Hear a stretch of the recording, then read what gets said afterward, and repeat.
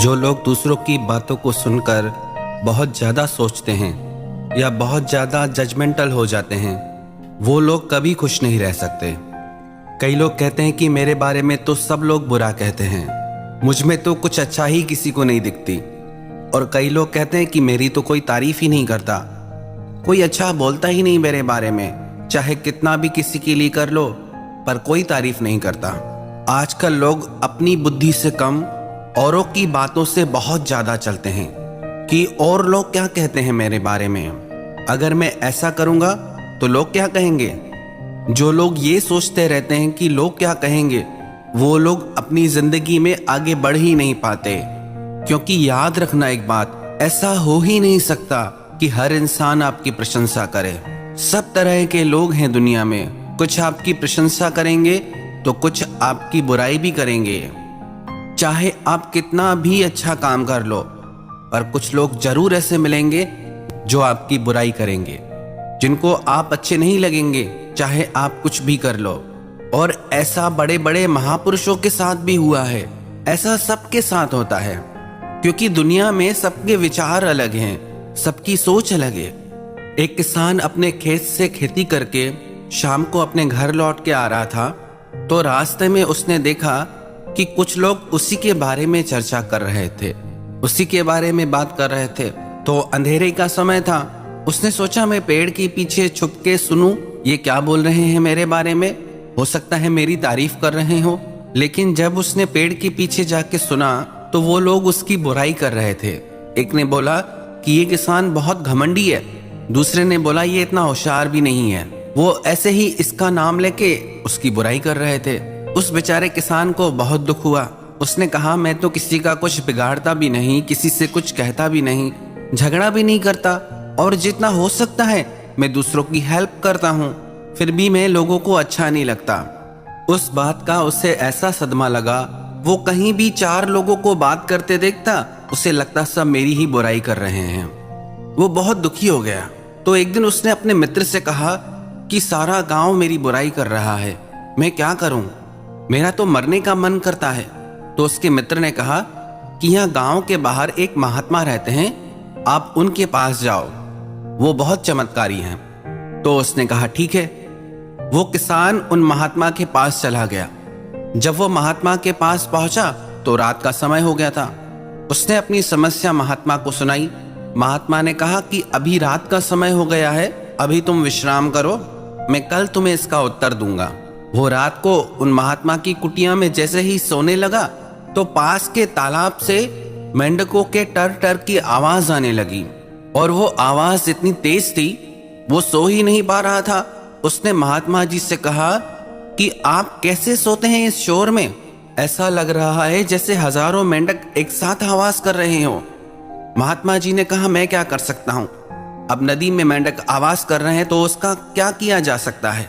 उस किसान ने कहा आप चिंता मत करिए, मैं कल गांव से कुछ लोग लेके आऊंगा और इन सारे मेंढकों को नदी से निकाल दूंगा। वो दूसरे दिन गांव गया और वहां से कुछ लोगों को अपने साथ लेके आया। जब उसने नदी से मेंढकों को निकाला तो कुल 20-25 मेंढक निकले। वो बड़ा हैरान हो गया। उसने महात्मा जी से कहा कि कुल इतने मेंढक हैं और रात को इतनी आवाज आ रही थी जैसे हजारों मेंढक आवाज कर रहे हो। तो महात्मा जी ने कहा आपके प्रश्न का उत्तर भी इसी बात में छिपा है। तो वो व्यक्ति बोला मैं समझा नहीं। तो महात्मा जी ने कहा कि जब कुछ लोग हमारे बारे में बुराई करते हैं या गलत कहते हैं, हम उसके बारे में इतना सोचते हैं कि हमको लगता है कि सब लोग हमारे बारे में गलत कह रहे हैं, और वो बातें हमारे भीतर शोर मचा देती हैं। तो अगर इस दुनिया में खुश रहना है तो इन थोड़े से लोगों की बातों को अवॉइड करना होगा, भूलना होगा। क्योंकि कुछ लोग ऐसे होते ही हैं जो आपकी बुराई करेंगे ही करेंगे, चाहे आप कितना भी अच्छा करो। और इस सत्य को जो इंसान स्वीकार कर लेता है वो जिंदगी में आगे बढ़ जाता है। और जो इंसान ये सोच के बैठ जाता है दुनिया क्या कहेगी, समाज क्या कहेगा, सबसे बड़ा रोग क्या कहेंगे लोग, जो लोग ये सोचते रहते हैं वो जिंदगी में कभी कुछ कर ही नहीं पाते।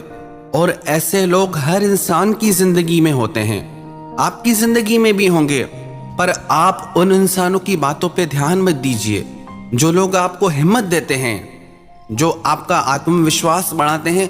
आप उनकी बातों को सुनिए, क्योंकि जिन बातों को, जिन शब्दों को आप अपने भीतर जगह दोगे, आप वैसे ही बनते जाओगे।